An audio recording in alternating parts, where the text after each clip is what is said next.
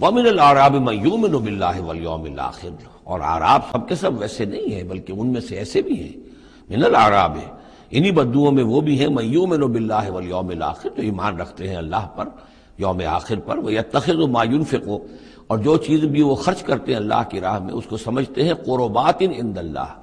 کہ اللہ تعالیٰ کے قرب کا ذریعہ ہوگا، تقرب الی اللہ کا ذریعہ بن جائے گا، ہمارا یہ صدقہ، ہمارا یہ خیرات، ہمارا یہ دین کے لیے انفاق جو ہے یہ اللہ تعالیٰ سے ہمیں قرب عطا کرے گا۔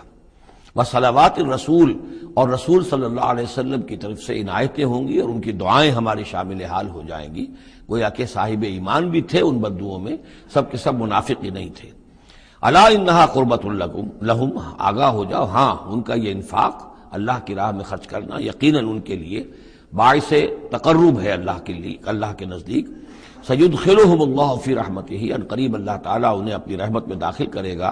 ان اللہ غفور الرحیم، یقیناً اللہ تعالیٰ معاف فرمانے والا، رحم فرمانے والا ہے۔